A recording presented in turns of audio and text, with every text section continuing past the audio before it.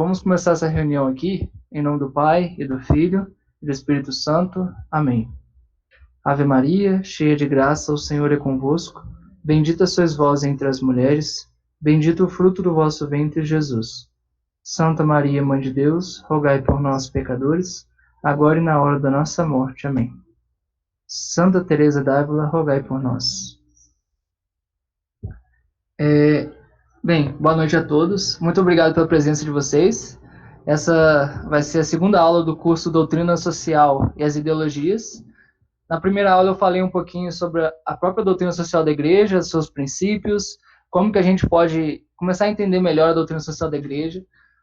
Essa aula está disponível no YouTube do Centro Dom Viçoso, se vocês quiserem rever, tá lá em áudio. Essa aula está sendo gravada, tá bom? Essa aula de hoje está sendo gravada e dessa vez nós estamos tentando fazer com que grave o meu rosto e os slides, então a gente vai fazer com que não apareçam vocês, né, e tudo, e então, assim, fiquem à vontade para participar também, se vocês quiserem, tá bom? E depois nós vamos disponibilizar essa aula para vocês reverem lá no YouTube do Centro Dom Viçoso, tá bom? Então, vamos seguir. Só uma observação é que o áudio de todo mundo vai ser gravado, tá? Então, as imagens, não, mas o áudio, sim. Isso, Comentário, perfeito. fiquem à vontade, mas será gravado. Exato. Nessa aula de hoje eu decidi falar sobre a ideologia do liberalismo, que é uma ideologia mais antiga, inclusive, do que, por exemplo, o comunismo, que está mais em voga da gente, digamos assim, perceber que é ruim, né? O liberalismo, muitas vezes, ele está infiltrado no pensamento moderno de uma forma tão grande que a gente acaba sendo formado, especialmente pelas escolas e até mesmo dentro da igreja, por meio dos princípios liberais. E aí, eu coloquei aqui um título um pouco provocante, né? Por que tantos católicos são liberais? Justamente para que a gente perceba que nós provavelmente já fomos liberais em algum momento da nossa conversão. Partimos um pouco desse mundo em que nós vivíamos, de educação, e agora a gente, quando se converte, a gente quer seguir a vontade de Deus, mas acabamos ainda seguindo um pouco da ideologia liberal. E aí eu coloquei aqui 4 pontos que a gente vai passar hoje para a gente entender como que funciona esse pensamento liberal e que a gente possa, a partir de agora, evitar e também tomar decisões na sociedade que não sejam por causa dos princípios liberais, mas sim da doutrina social da igreja, tá bom? Então, os 4 pontos são os aspectos filosóficos. Se você é um católico liberal, a pergunta é, um católico liberal? As consequências sociais do liberalismo e um pouco da história do liberalismo em relação à igreja, tá? Então, vamos lá. A essência do liberalismo. Nesse ponto aqui, é incrível porque sempre a gente vai voltar para os princípios. Então, percebam que esse princípio que eu estou esclarecendo aqui para vocês do liberalismo, vocês vão poder fazer um paralelo direto com os princípios da doutrina social da igreja que eu passei na aula anterior. Então, se você conseguiu captar bem o princípio da doutrina social da igreja, você vai perceber o quanto o princípio do liberalismo ele é falso na sua base, né? Como o liberalismo ele já começa ruim, então não tem uma salvação, né? Não tem uma salvação do liberalismo. Eu coloquei aqui, a partir desse livro aqui, deixa eu ver se eu consigo pegar para vocês. O Liberalismo é Pecado, o nome do livro. Muito bom esse livro. Ele é feito por perguntas e respostas do padre Félix Sardá. Muito bom mesmo. E aí ele coloca, olha só, o princípio do liberalismo é a absoluta soberania do indivíduo com a inteira dependência de Deus e da sua autoridade. Então percebam, 3 coisas. A soberania do indivíduo, a independência em relação a Deus e da autoridade de Deus. Olha só, lembra que eu falei na primeira aula sobre a distinção entre pessoa e indivíduo? Hoje a gente vai focar um pouco mais no que seria esse indivíduo que contrasta com a posição de pessoa. E aqui tem a história do pensamento. Em um pequeno parágrafo, eu coloquei que começa com o nominalismo no século XIV, passa por Descartes e chega a Kant.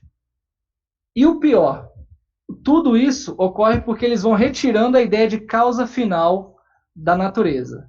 A partir desses caras, quando o pensamento filosófico vai evoluindo, eles começam a perceber que, para eles, a finalidade das coisas não existe de fato. Quem coloca a finalidade é a vontade humana. Então, por exemplo, quando você vai beber uma água, um copo d'água, essa água só serve para matar a sede porque você colocou o desejo naquela água de matar a sua sede.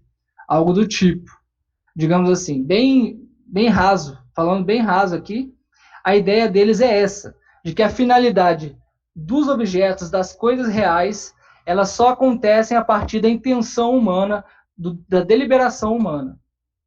E o outro ponto que eu quero destacar aqui é sobre a dúvida metódica do Descartes, que quando ele faz aqui esse cogito ergo sum, que significa penso logo existo, ele coloca a precedência do pensar à frente da existência.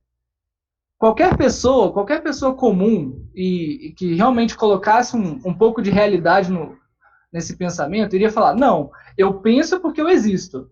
E não eu penso, então eu existo. Não é uma consequência. Ele não pode colocar esse conectivo de consequência entre o pensar e o existir. Se nós fôssemos levar isso em prática, nós poderíamos falar isso apenas para Deus. Porque Deus é aquele que, quando pensa, cria. Entende? Nós não. Nós somos criaturas. Então, nós, quando pensamos, nós não somos necessariamente. Nós somos e por isso pensamos. O que o Descartes fez nesse momento? Ele inverteu a ordem do conhecimento e colocou primeiro a abstração intelectual da razão dele à frente dos conhecimentos da própria realidade que já existe. Então ele colocou que aquilo que ele consegue alcançar sozinho é a base do conhecimento. A partir daí é que eu vou conseguir realmente compreender a verdade. Certo? Por que isso é um problema? Vamos seguir. Porque se eu sou a base da razão, então a fé parte de mim e não da criação em relação a Deus. Ou seja, e não em relação a Deus se manifestando até mim. Percebam, se nós duvidamos da existência das coisas, primeiramente, mas compreendemos que apenas a minha razão subsiste, então a minha fé parte do meu querer, do meu conhecer. Entendeu? Então, a partir desse momento, a fé, ela fica relacionada diretamente ao assentimento da minha razão, para que eu fale assim, não, tudo bem. Ela é quando eu decidir que é. Entenderam? Então, o que acontece é que a fé, ela perde do seu caráter, não só de poder, mas de unidade. Porque Deus, que é uno e se revela por meio da fé, que é una, quando chega na inteligência das pessoas, as pessoas podem entender errado. Mas não é mais a fé que tem a prioridade, é a razão. Então, se a pessoa tem algum descuido da razão, ela não vai conseguir alcançar a fé verdadeira. Porque ela acha que ela tem que alcançar a razão por si mesma. Que a fé tem que ser justificada pela própria razão. E aí a gente vai ver as consequências disso na igreja, que vem aqui embaixo, que vem a questão da autoridade. O liberal, ele tem um problema com a autoridade. Ele não sabe lidar com a autoridade. Quando os liberais, por exemplo, alcançam o poder político, o que acontece é uma certa ditadura, se nós formos olhar com bastante cuidado. Porque eles não têm essa noção, eles não conseguem balancear a autoridade. Ou não existe autoridade, ou ele é a autoridade. Entende? Porque ele não consegue, de fato, balancear essa autoridade. E em relação a nós católicos, quando nós adotamos o pensamento liberal, o que acontece? A gente não consegue interagir com a hierarquia da igreja. Por quê? Porque a gente começa a falar, não, mas esse ponto de fé aqui, eu posso discordar, porque isso aqui faz com que a fé evolua. Isso aqui faz... Não é bem assim. A hierarquia da igreja já preparou todo um instrumento para conseguir fazer com que a fé fique mais clara e não que evolua. Isso se chama concílios. Os concílios são para isso. Então, o que acontece é que os bispos percebem que, está tendo um desvio de fé aqui. Entenderam? Mas a fé, ela nunca se altera, porque a fé é a revelação do próprio Deus. Como Deus não muda, a fé também não muda. Entenderam? Então, quando nós estamos questionando a hierarquia da igreja de forma formal, em relação à fé, nós temos que entender, nós estamos questionando a fé, né, a forma como eu interpreto os dogmas, ou, na verdade, eu estou pedindo um esclarecimento da autoridade. Porque pedir um esclarecimento você pode. O que não pode é você questionar a autoridade quando ela sentencia em matéria de fé. Entenderam? E o liberal, ele tem essa tendência de questionar a razão dessas coisas, e é aqui que começa essa questão, não, você precisa ser pensador independente. Por quê? Porque aquele que pensa independentemente demora mais para alcançar a verdade. No sentido de que, se você não apoia naquelas pessoas que já pensaram por você as coisas mais básicas, dificilmente você vai chegar a voos mais altos. Só se você for um gênio. E mesmo assim, provavelmente você vai errar em muita coisa.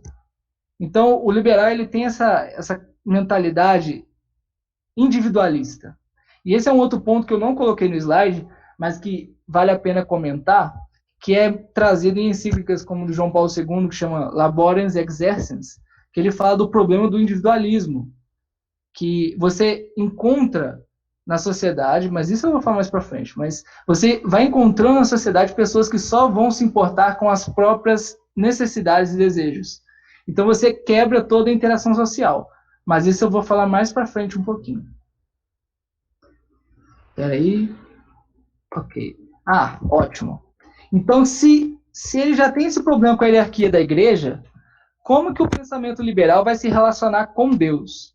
E aqui vem o ponto central que o padre Félix Sardá fala. Assumir o princípio liberal é incorrer em erro de heresia. Praticá-lo é uma imoralidade radical. Vamos destrinchar essa frase. Assumir o princípio liberal é uma heresia. Por que uma heresia? Porque quando você coloca a independência do indivíduo, da sua razão, à frente da fé, você novamente faz com que a fé esteja subordinada ao seu próprio juízo. A fé, ela está aí para toda a humanidade. Ela não está aqui só para você. Então, se você começa a julgar a fé, quer dizer que ela não está mais para toda a humanidade, já que você tem o direito, digamos assim, de julgar ela verdadeira ou não. Esse julgamento é impossível, porque é a revelação do próprio Deus. Se ele falou, é verdade. Uma coisa é você assentir por liberdade a essa fé. Ou, por exemplo, as pessoas podem negar a fé? Podem, mas a consequência também já está escrita. A consequência de negar a fé é o inferno. Entenderam? Isso também é de fé. Então você veja que a fé não é dependente da razão e da subjetividade das pessoas. A fé é algo que está na realidade, está na história da igreja, está na vivência da própria igreja, entendeu? E ela não depende de qualquer julgamento pessoal. Então, ela é uma heresia nesse ponto. E praticá-la é uma imoralidade radical. No sentido de que, quando você pega esse princípio e atua na sociedade, transforma a sociedade por meio dessa ideia, você está desordenando aquilo que estava anteriormente ordenado, ou então você está só mudando o problema. Então você vai ver, em questões sociais, quando o liberal vai falar, por exemplo, ele coloca geralmente um espantalho, um problema, nesse caso às vezes é o Estado, às vezes é a igreja, é o problema da educação e tal, mas segundo o princípio liberal, ele vai dar uma solução que vai gerar outros problemas, entende? Não vai solucionar. Então, não vai ordenar a sociedade segundo a sua finalidade. Por quê? Porque justamente eu já disse anteriormente, para eles não existe finalidade. Existe o princípio da soberania individual e todo o resto deve servir a esse princípio. Entenderam? Então, a gente tem que pensar um pouquinho sobre essa questão. Eu estou seguindo apenas um princípio de que cada um cuida da sua vida, independente do que está acontecendo de fato, ou eu quero realmente entender a realidade e agir segundo a minha natureza e a natureza das coisas.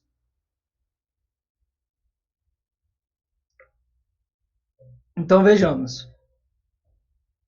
O liberal está sempre distinguindo entre o objetivo e o subjetivo. Mas o que prevalece é aquilo que é subjetivo, no sentido de que o seu modo de pensar não necessariamente tem uma explicação ou é explicado na realidade. Ele pode chegar ao erro para ele, mas como ele vai estar dizendo que é verdade, ele teria o direito de viver sob o erro. Entenderam? Então, o objetivo é apenas um externo confuso do qual o meu subjetivo interage e descobre se aquilo ali é certo ou não.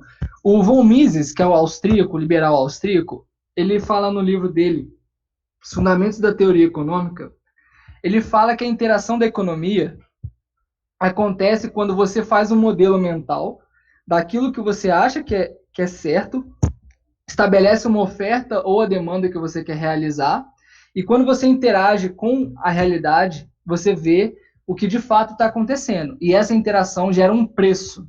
Então, para ele é mais ou menos assim. Você tem um modelo todo e vai testando na realidade a partir da sua ação. Entenderam? É mais ou menos assim que o liberal vai agir. Então, ele não vai querer um consenso na verdade. Ele vai querer um consenso subjetivo. Então, como é que fica Deus nessa história? Bem, Deus pode existir ou não. Porque se sou só eu que estou em jogo, se Deus existir, eu posso aceitar ou não.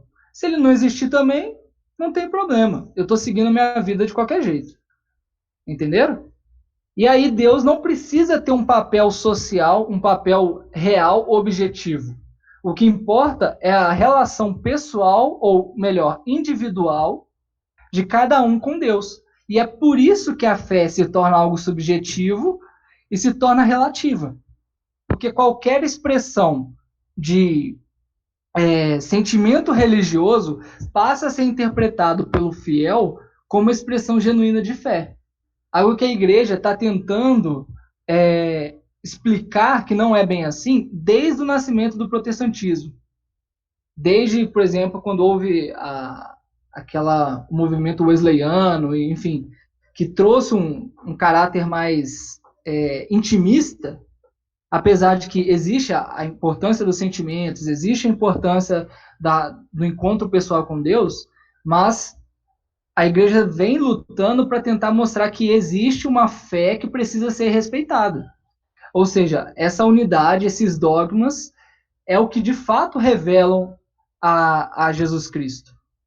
E não apenas um sentimento ou uma autopercepção de um movimento interior, seja ele sentimental, psicológico ou então racional, certo?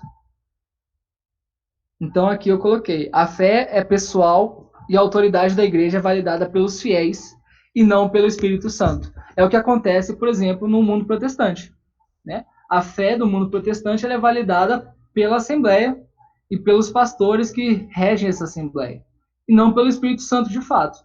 Entendeu? Então vamos lá. Essa questão da fé é muito importante, porque acho que, como nós estamos falando para pessoas católicas, né, provavelmente, a gente... Deixa eu ver. Sim, de fato, a reforma é fruto do nominalismo, porque ela pega o nome... O nominalismo ela é uma filosofia que faz com que os entes... não sei como eu vou dizer para vocês, mas digamos que o nome da coisa, ele não possui um conceito de fato na realidade. Ele é apenas um nome que significa alguma coisa percebida. Por exemplo, a cadeira não necessariamente ela é algo na qual você se senta, que possui 4 pernas e tal. Ela não é necessariamente isso. Você dá o nome de cadeira a isso, mas não precisa fazer um conceito direto. Então, se você chamar, por exemplo, um banquinho de 3 pernas de cadeira, não tem problema. Quando você leva isso a questões filosóficas, você gera um problema, por exemplo, na definição de fé, que é o que aconteceu com o Lutero, quando ele vai falar o que é um ato de fé de fato, ele descreve algo que não é de fato um ato de fé. E aí ele transforma toda a teologia dele a partir desse problema, certo? Então vamos lá. Isso tem relação, porque a gente está falando, tanto que o padre Félix, ele até fala que o liberalismo, ele é um problema também quando se tenta conceituar o que é o ato de fé. Entendem? Para nós, o ato de fé é uma adesão da inteligência à revelação divina. Isso é um ato de fé. Para o liberal, não. Para o liberal, é um conhecimento produzido na qual você não tem certeza. Isso é um ato de fé. Então, se você está fazendo um ato de fé em Deus, na verdade, você não necessariamente está crendo em Deus. Entendeu? Para o liberal. Para ele, você está apenas exercendo uma fé humana em algo que é divino, mas que não necessariamente é real. Certo? Para nós, não. A fé é necessariamente real. E é o que está escrito aqui nesse ponto da fé. Né? Que cada um tem uma capacidade de julgar como mais adequada. Então, quem tiver ainda em dúvida sobre a questão da fé, leia o catecismo, igual tá escrito aqui. Ó. Um exemplo que eu vou colocar para vocês é esse aqui, sobre a igreja. Ninguém pode dizer Jesus é o Senhor, a não ser pela ação do Espírito Santo. Significa que, na autoridade da igreja, é que se encontra a virtude da fé. Cada um vai poder fazer o seu exame de consciência, fazer a sua concepção do que você está vendo como fé e olhar o catecismo. Quando você olha o catecismo, ouve a explicação daquilo que está escrito ali e não busca entender e aderir àquilo que está escrito, você está correndo o risco de agir como um liberal. Porque você tem, como católico, não só o direito, mas o dever de conhecer a verdade e a fé. Então, aí segue que você pode buscar o catecismo e que você vai passar a vida toda realmente unindo o seu coração ao coração da igreja, digamos assim. A vida de fé, essa caminhada de fé, é justamente isso. É você ir passo a passo, aprendendo a se misturar ou então a se transformar internamente para ficar mais parecido com a igreja, que é a esposa de Cristo. E isso é a virtude da fé. E isso tem a origem em Deus. Entenderam? A origem disso é em Deus. Então vamos seguir. Aqui são algumas consequências sociais desse problema do individualismo e do relativismo que surgem, né, a partir do pensamento liberal. A tolerância, que muito tem sido dito hoje, tem a origem no liberalismo. Porque no início, quando a Igreja Católica, no início, digamos assim, do século XVI, né, que a Igreja Católica ainda tinha uma força muito grande de educação, a Igreja tinha o dever e a autoridade para mostrar que, olha, isso aqui é um erro. Por isso que existia o índex. Olha, isso aqui não é para a maioria das pessoas lerem, porque as pessoas não têm a capacidade intelectual para chegar à compreensão correta desses livros, por exemplo.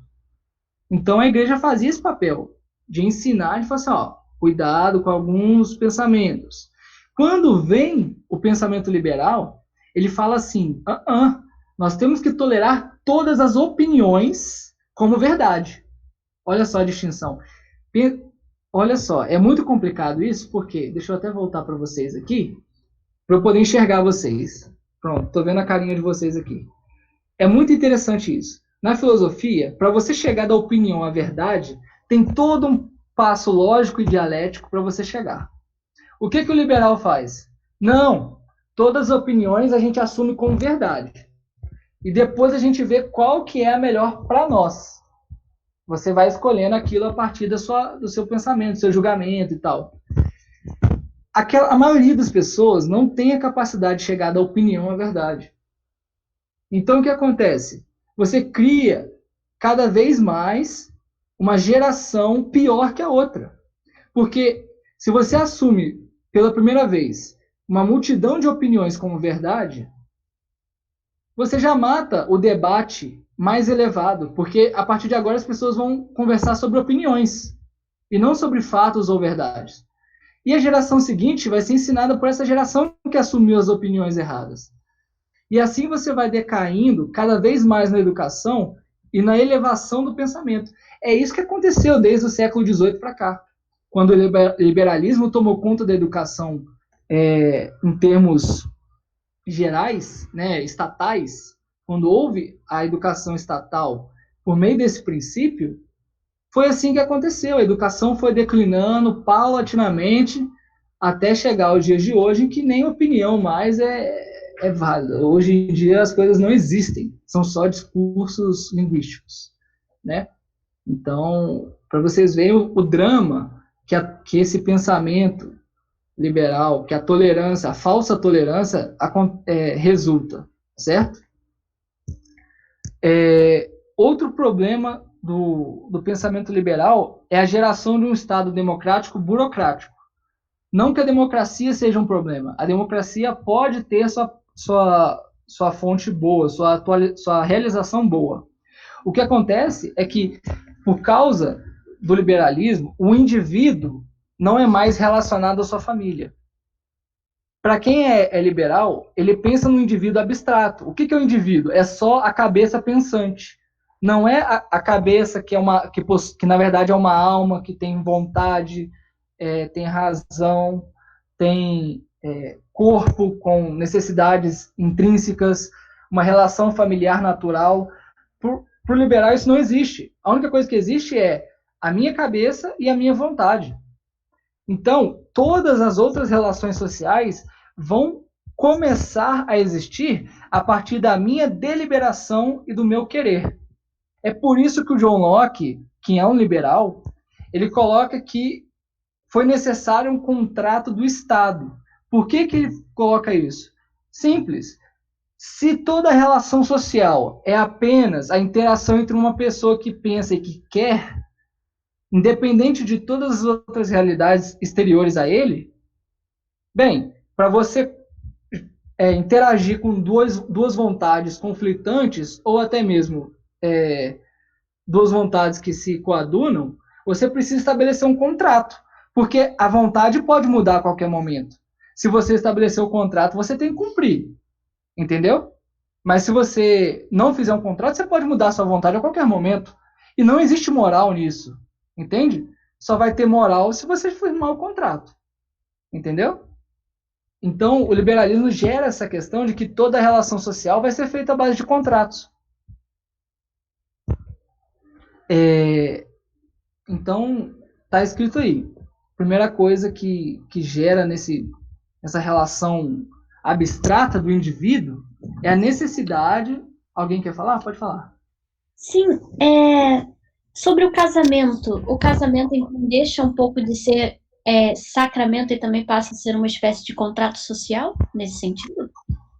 Sim, com certeza. Um dos pontos que o padre Félix fala é que uma das consequências sociais, jurídicas do liberalismo é que, a partir desse momento, o casamento ele se torna uma entidade jurídica apenas, certo? Então, não importa o sacramento, não importa nem mesmo a naturalidade do matrimônio, porque o matrimônio ele tem seu aspecto natural, que são as exigências do corpo, da alma, pessoal ali, que se dá a outra pessoa, que isso é natural, e passa a se fundamentar no relato jurídico, no contrato das vontades entre o homem e a mulher. E no início, numa sociedade em que não se imaginava, por exemplo, uma ideologia de gênero na época, isso aí não passava tanto perigo, digamos assim. Era só uma formalização por Estado de que você está casado. No início, parece algo simples, algo que não é um problema. O que acontece? O pensamento liberal, como eu já falei, vai caindo a opinião cada vez mais pobre de pensamento. A fé, se você for olhar os países mais liberais do mundo, a fé nesses países vai cada vez mais... É interessante, isso aí aconteceu nos países protestantes. Os países protestantes, eles tiveram toda uma revolução super fervorosa para o protestantismo, na Suécia, na Alemanha e tal. O que aconteceu depois de 100, 200 anos? A maioria dos países são ateus. Se você for olhar, a Suécia hoje é tudo ateu. A Alemanha, na sua parte do norte, é ateia. Entendeu? Você vai pegar a Inglaterra, a própria Inglaterra, maioria anglicana, mas dane-se o anglicanismo, porque ninguém pratica nada. Entendeu? Então, uma das consequências desse pensamento, tanto relativista quanto subjetivista, é fazer com que a fé suma da realidade pessoal e pública, e o que tome o lugar disso é a interação política. é o Estado, entendeu? Então, o que aconteceu nesses países foi isso. E a mesma coisa hoje acontece com o casamento. Porque o casamento antes, que era uma instituição natural e elevada pela igreja em forma de sacramento, passa a ser vista na sociedade apenas como um contrato jurídico. É por isso que as pessoas têm o sonho de casar na igreja para fazer festa e não para receber o sacramento. Porque esse pensamento liberal já chegou a esse fim em termos de casamento. Né? No pensamento do casamento, o pensamento liberal já chegou ao seu término, já tem o máximo ali. O próximo passo é só falar que o casamento pode ser poligâmico, se todo mundo concordar, que pode ser entre, infelizmente, pai e filha, entendeu? Se concordarem, qual o problema? É a tendência, entendeu? Esse que é o problema. E a origem está tudo aí. Vamos lá, seguindo.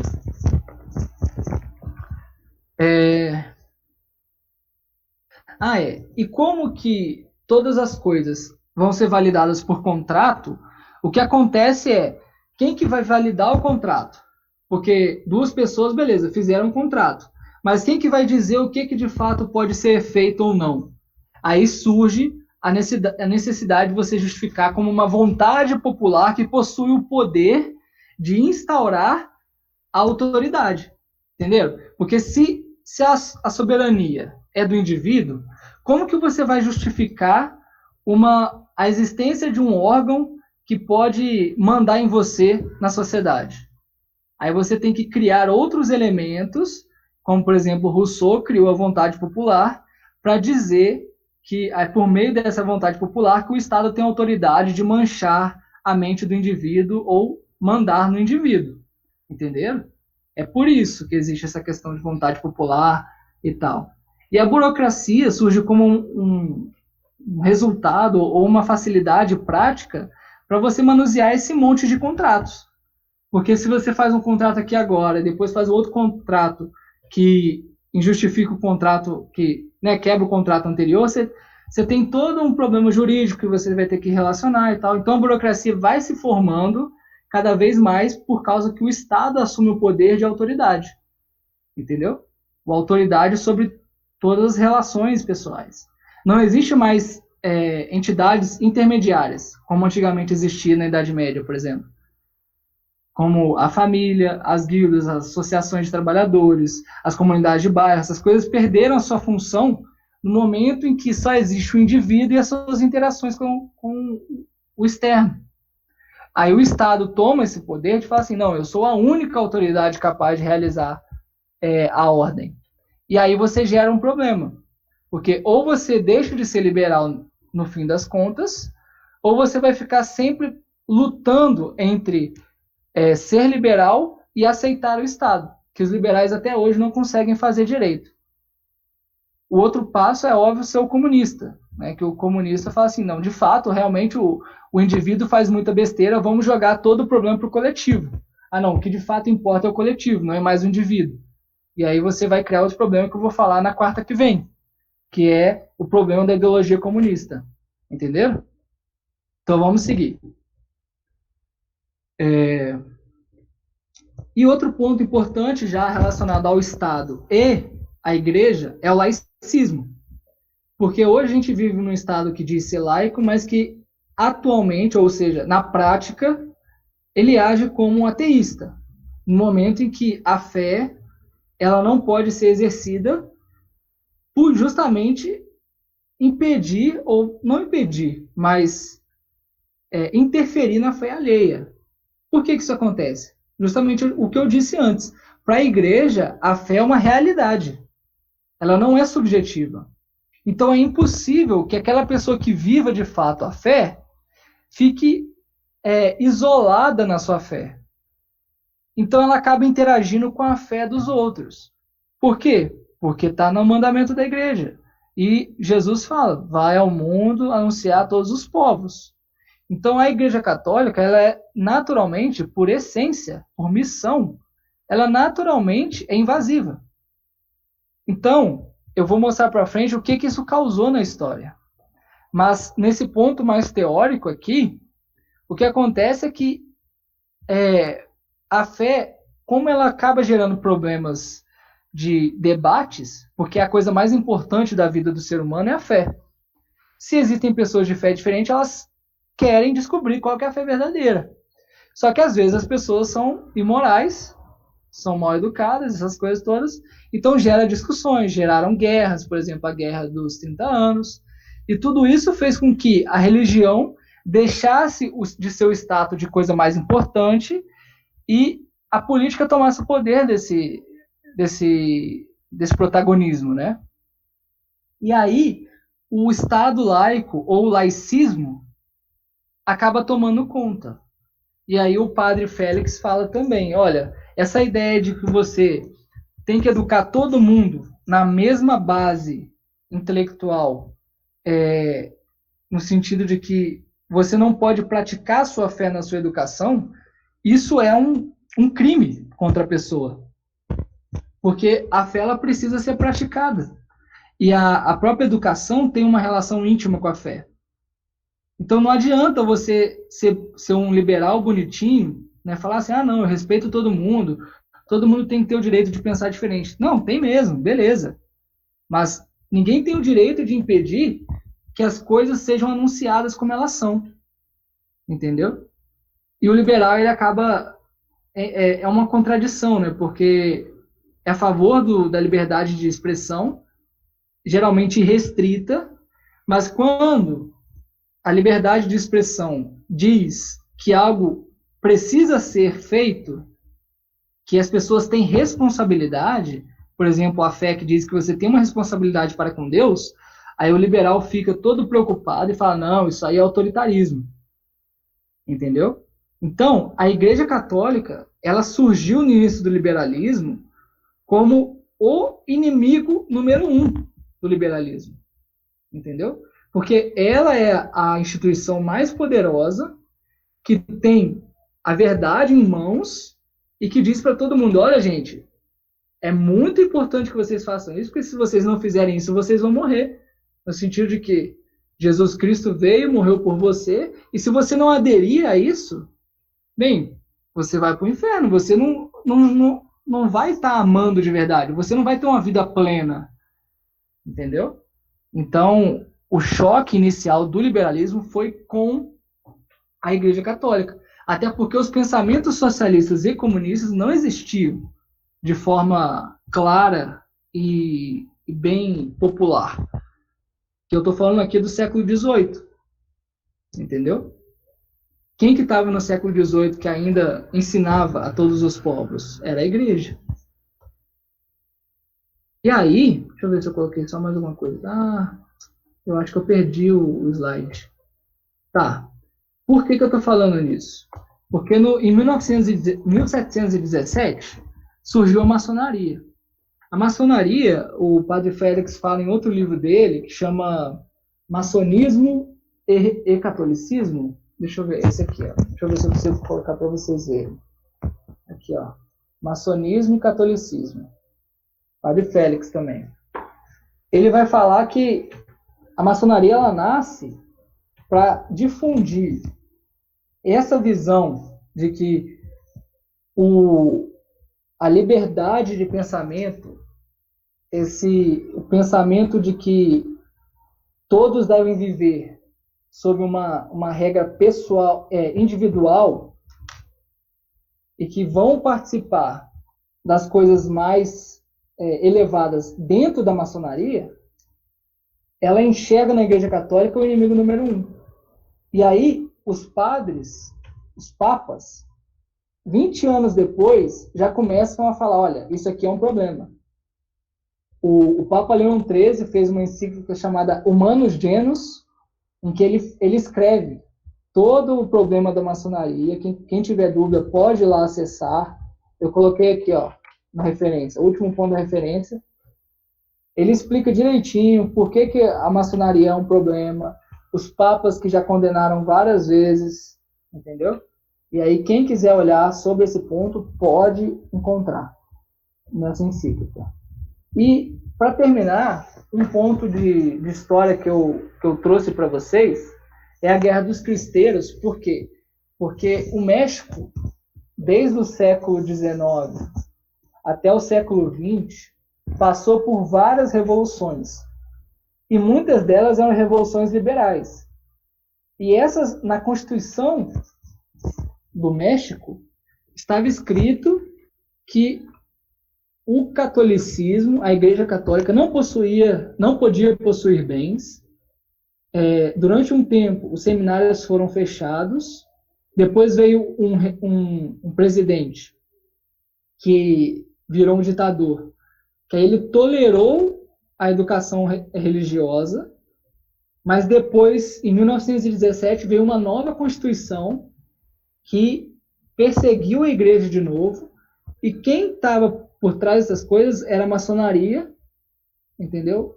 Eram pensadores liberais que diziam que a igreja atentava contra a liberdade do homem. Algo que, para nós que conhecemos a doutrina, sabemos que é algo assim, absurdo. Eu imagino o drama das pessoas que estavam naquela época, de ver que a igreja é quem traz a liberdade ao homem, vendo o Estado acusar a igreja de ferir a liberdade. E o que aconteceu? O Estado foi pressionando, fechou igrejas, invadiu missas e tudo, até que o povo fez uma resistência armada contra esse governo. Falando, não, nós queremos ter a liberdade de praticar a nossa fé. E aí teve muito problema e tal. O livro que trata disso é esse livro aqui, feito pelas edições Cristo Rei, um livro muito bom. Aqui, ó, A Guerra dos Cristeiros. Ótimo livro. Quem quiser adquirir para conhecer a história, é só comprar, que ele é baratinho e é muito legal. Tá bom? Então, assim, o liberalismo, nesse ponto, ele parece inofensivo. Por exemplo, aí eu vou entrar, eu não fiz slide para isso, mas eu separei esse momento só para a gente falar sobre esse ponto, que foi uma das chamadas que eu fiz nos grupos, né? Ser liberal na economia e conservador nos costumes, que é uma frase que a gente ouve sempre falar, e a partir de agora, tendo explicado um pouco, né, da dinâmica do liberalismo, como que se relaciona com a igreja e tudo, como que você hoje agora consegue entender essa frase? Muito simples. Quando você vai falar que você é liberal na economia e conservador nos costumes, o que você de fato está querendo dizer é que você é conservador. A verdade é essa. E conservadorismo é uma outra linha que não precisa ser falada agora e tudo mais, mas o que você quer dizer é o seguinte: você gosta de preservar os costumes porque você vê que os costumes do povo são bons, certo? Esse é o ponto. Conservador nos costumes é isso. E que ser liberal na economia quer dizer que você acha que tem o direito de todas as pessoas trabalharem para conseguir a sua subsistência. Entendeu? É isso que você quer dizer. Só que, na verdade, quando você está se associando ao movimento liberal, o que você está dizendo, no fundo, é que você dá o direito ao Estado de determinar aquilo que é bom e que não é bom. Entendeu? Você está colocando na esfera política apenas a autoridade sobre a organização do povo, falando da seguinte forma: olha, o mercado tem que agir livremente, porque o liberal pensa que o mercado tem todas as suas funcionalidades e que ele é eficiente, quer dizer que todo mundo vai se sair bem, ou não todo mundo vai se sair bem, mas que a sociedade como um todo vai ganhar se cada um buscar os próprios interesses, entendeu? E que você acha que o Estado tem que falar assim, não, por exemplo, política reprodutiva, né? O aborto, por exemplo, nós concordamos que o aborto não pode ser liberado. Os liberais já vão falar com você, não, dependendo, pode acontecer. Alguns liberais dizem que sim, outros dizem que não. né? Outro tema, por exemplo, que existe muita divergência, deixa eu ver se eu consigo trazer. Você lembra de algum? Não. Enfim, eu acho que está mais ou menos explicado. Alguém tem alguma dúvida sobre esse ponto? Do liberal da economia? Oi? Eutanásia, por exemplo, seria um outro ponto? Eutanásia é um ótimo ponto. É um ótimo ponto. Perfeito, perfeito. Porque você choca diretamente contra o direito natural por causa de digamos assim, um certo contrato que a pessoa pode fazer, que é um contrato da própria morte, né? É perfeito isso. A pessoa que está lá, o idoso, ele acha que tem o direito de pedir a própria morte, ou seja, de autorizar o assassinato sobre si mesmo.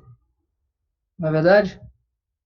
Então, o que ele faz é legitimar, por meio da vontade pessoal, da vontade individual, um crime contra a natureza humana, que é o assassinato. É um exemplo perfeito para falar sobre o liberalismo, né? Você vê, por exemplo, que a Austrália, que é um país muito liberal, ele acaba tendendo para esse tipo de política, né? Lá na Austrália, a eutanásia já é liberada, né? E o mais engraçado, né, que as pessoas veem isso como um ato de piedade, né, de misericórdia, caridade, tudo. Por quê? Mais uma vez, esse pensamento liberal já está avançado. E lembrei agora de um ponto que eu queria comentar com vocês também, que essa visão da globalização, globalismo, também tem muita raiz no movimento liberal, no pensamento liberal. Por quê? Porque quando você trata de uma realidade social, política, na qual só existe o indivíduo e as suas interações com outros indivíduos, o termo nação, a importância da nação, a importância da comunidade, ela perde valor. Então, quando você vai interagir, por exemplo, a tecnologia estendeu a nossa interação para todos os cantos do mundo. Então, a noção de comunidade, ela não é mais presente. Então, você precisa de uma regulação internacional para fazer essa interação. Para regular a interação. Quando não existiam essas tecnologias e nem a globalização estava avançada, você não precisava regular internacionalmente dessa forma. Bastavam os estados nacionais para regular os seus próprios países. Mas quando essas interações entre as pessoas são estendidas por meio da tecnologia até o outro canto do mundo, aí sim o pensamento liberal diz, não, nós precisamos de um Estado burocrático que vai fazer a regulação desses contratos pessoais, individuais, em todo o globo, entendeu? Então você acaba dando uma autoridade da criação de um Estado internacional em detrimento dos Estados nacionais ou da soberania nacional. Não vai fazer mais sentido você falar que vai ser de um país, porque cada vez mais você vai ouvir essa questão. A igualdade parece ser algo comunista, mas ela é, na base, algo liberal no sentido de que, para o liberal, como existe só a razão e a vontade, independente das características pessoais, você tem todo mundo como apenas um número individual. Ou seja, no mundo há 7 bilhões de pessoas. Ponto. Na verdade, não há 7 bilhões de pessoas, há 7 bilhões de indivíduos, que nós vamos tratar aqui por meio de um modelo para alcançar a melhor forma de organizar cada um desses indivíduos. Então, você pega a pessoa que possui suas conexões comunitárias, familiares e tudo, atomiza ela, coloca ela como um indivíduo e passa a tratar esse indivíduo a partir de um modelo abstrato. Foi isso que aconteceu na ciência desde o século XVIII. Foi exatamente isso que aconteceu. Nas ciências sociais isso é perceptível. Entenderam? Então, quando você leva isso para o âmbito internacional, você tem justamente aquelas poucas pessoas que vão ter a capacidade de ditar aquilo que é justo ou não num contrato que você vai poder fazer. Você entendeu? E aí o pensamento liberal vem com força, principalmente nas pautas morais, que, né, aí tem todo um problema espiritual por trás, né, da ação do demônio para influenciar, enfim, porque o arquiteto, né, da anticriação é o demônio. Então, se você consegue instituir uma anti-igreja internacional, quer dizer que você, de fato, está alcançando o demônio está conseguindo alcançar a sua missão, digamos assim. Né? Óbvio que ele vai ser vencido, né, pelo Cordeiro, mas que a tentativa dele é essa, fazer uma anti-igreja. E isso vai passar pela Organização Internacional, Organização Política Internacional e tudo, por meio dessa filosofia inicial liberal e outros pontos que eu vou falar mais para frente, quando eu for falar do comunismo, por exemplo. Né? Mas, acho que agora eu avancei um pouco no assunto, mas eu termino por aqui. Quem tiver alguma dúvida agora, pode perguntar, tá bom? Estou à disposição.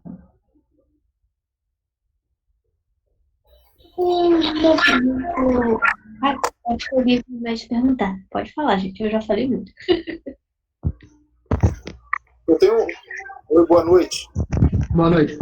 Eu tenho mais, na verdade, um comentário a respeito de como o liberalismo pode avançar. Nós assistimos aqui em casa recentemente um filme, não sei, pode ser uma recomendação a vocês, se chama Doador de Memórias, o Doador de Memórias. A respeito de uma sociedade futurística, né? Não sei, talvez vocês já tenham visto. E é exatamente isso, é uma sociedade que não chega a ser comunista, mas ela é totalmente liberal. E várias coisas acontecem, né? E uma pessoa, né, um indivíduo no caso, ele começa a se incomodar com a situação como um todo, e aí ele vai descobrindo verdades mesmo, que aquilo que ensinaram para ele não era verdadeiro, e assim por diante. É um tanto interessante esse filme. E pode ficar tranquilo, não tem cena imoral, não tem nada, né? O cinema hoje em dia está bem deturpado, mas é um filme bastante interessante nesse sentido. Muito bom. É aquele que a moeda é o tempo? Não é esse não. Ah, tá. Achei que fosse. Que esse também é interessante, né? Esse do... Mas enfim, é verdade. Outra coisa que eu queria falar é que vocês já viram aquele filme Star Wars, né? O Star Wars ele é um retrato bem claro de uma sociedade liberal. Se você for olhar o que acontece naqueles países, cada um dos planetas que ele entra, assim, tem sempre aqueles comerciantes safados que tentam, né, negociar ali e tal. Tem aquele cara que é o caçador de aluguel. É toda uma sociedade que ela é moldada para o dinheiro, né? Ela é moldada para o lucro, no sentido de cada um tem que se virar para conseguir o seu próprio dinheiro, mas sempre sob um Estado super poderoso que é o Império, né? Então, fazendo uma analogia muito, muito engraçadinha aqui, tem muito a ver com o filme Star Wars também. Pode falar, Érica, você queria fazer uma pergunta? Se sobre o movimento anarquista seria contra o liberalismo ou, na verdade, uma outra versão dele, alguma coisa do tipo. Porque eu sempre pensei na minha cabeça que liberalismo era algo de direita, mas na verdade não. Então. Não. Eu não sei muito sobre o movimento anarquista, para ser bem sincero. Realmente nunca li nenhum autor anarquista, até porque eu acho que é um movimento irrisório, assim, né, em relação a todo o esquema intelectual e tudo. Você vê até pelo própria dinâmica do movimento, quando eles se manifestam na rua, os caras se dizem anarquista, mas pedem um comunista. Então, assim, é complicado a gente entender como é que isso funciona. Então, eu não sei muito sobre isso. Só que, qual foi o outro ponto que você mencionou? Se o liberalismo é algo de direita, porque eu sempre pensei que fosse. Ah, tá. Então, a questão da direita e da esquerda, ela tem a ver com aqueles que aconselham o rei, né, no início da coisa. Então, o que aconteceu é que no início do liberalismo, ele era de esquerda, porque ele era o oposto àqueles que eram chamados dos montanistas, ou então era chamado de o termo daqueles que apoiavam o antigo regime na França. Tem um termo lá que eu esqueci. Então, aqueles que se diziam reacionários, ou que eram ditos reacionários, eram da direita, entendeu? E os liberais eram chamados da esquerda. Justamente, a Revolução Francesa é dita uma revolução liberal por causa disso. Porque ela traz essa transformação da sociedade pautada na razão, tanto que eles fazem culto a Deus, a razão, para que os indivíduos sejam libertados da opressão religiosa. Essa é a motivação da Revolução Francesa. Né? Eles transformariam o Estado e a sociedade numa nova sociedade. Então, esse movimento revolucionário, que eu vou trazer melhor mais para frente, na outra aula de quarto, que eu vou falar de um beato, quem quiser pesquisar já pode pesquisar, chama Francisco Palau, que ele fala muito sobre a ação de Satanás no ambiente político e social, mas os liberais nasceram como esquerda. Hoje, eles são dito direita porque a política hoje é praticamente economia. É tipo assim, qual a sua visão econômica? Então, eles são de direita. Por quê? Porque eles são antítese do comunista ou do socialista. Então, não, se o socialista é a esquerda, o liberal é a direita. Nesse ponto, ele é visto direita, entendeu? Mas, se nós formos integrar isso num esquema político mais organizado, mais interessante, o liberal eu vejo como esquerda, mas assim, também ser direita ou ser de esquerda perde um pouco de função quando você não tem um ponto de referência, entendeu? Essa que é a visão. Qual que é o ponto de referência? Você está falando na dimensão econômica, na dimensão moral, na dimensão de organização política, perde um pouco essa referência. Sim, eu diria assim, como um todo mesmo, mas parece que ele é realmente mais para a esquerda. Pode ser dito que sim. Eu acho que já pela origem a gente consegue imaginar que ele é mais de esquerda. Ele começa como um partido mais revolucionário mesmo e de esquerda. Então, acho que faz essa função. Entendeu? Alguém mais gostaria de falar alguma coisa? Ô, Phil, eu fiquei com a impressão de que, então, o liberalismo ele é um passo anterior ao comunismo. Perfeito. Né? Uma evolução da outra. Porque ficou a questão de que quem que vai ser o nosso Deus agora, já que não tem Deus? Né? Os liberais começaram a falar, Deus é cada contrato que a gente faz. Mas aí sempre tiveram que acabar recorrendo ao Estado. E aí surgiu uma galera falando, não, é o Estado então que tem que fazer tudo. Ele que vai ser o mediador de tudo. É mais ou menos por aí, né? De fato, se você for olhar onde que você pode jogar a fé, por exemplo, né? Cada pessoa, se ela tem a sua noção e ela anula Deus da jogada, né? Deus não é uma realidade que se derrama na realidade. Então, o Deus é aquilo que eu vou determinar que é Deus. Então, pode ser, no fim das contas, é cada um, né? Porque é o pecado original, é a soberba, entendeu? Mas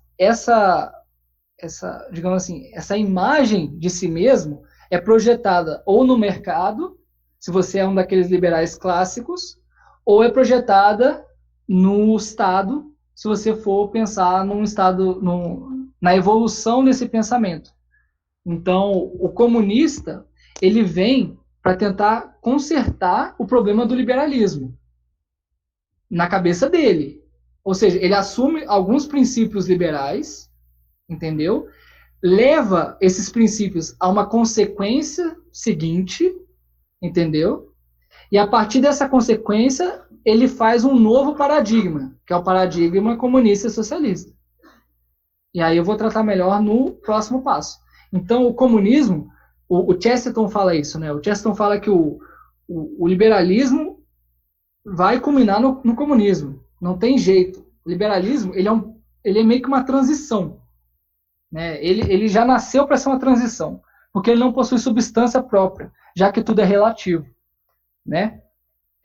Não só ele falou isso, até o Schumpeter, que não tem nada a ver com religião e tal, ele fala isso também. Ele fala que o capitalismo, no sentido liberal, ele vai dar no comunismo. Então, é mais ou menos assim mesmo, que é a questão. Beleza? Podemos encerrar, então? Maravilha. Então, nesse momento, vamos entregar aqui essa nossa reunião, pedir as luzes da fé, que Deus nos ajude. Vamos rezar a oração de São Miguel Arcanjo, para que ele nos proteja do mal das heresias e também dos outros males espirituais. São Miguel Arcanjo, defendei-nos do combate, cobri-nos com vosso escudo contra os embustes e ciladas do demônio. Subjugue, ó Deus, instantemente pedimos, e vós, príncipes da milícia celeste, pelo divino poder, precipitai ao inferno a Satanás e aos outros espíritos malignos que andam pelo mundo para perder as almas. Amém. Então é isso, pessoal. Fiquem com Deus. Uma boa noite a todos e viva Cristo Rei.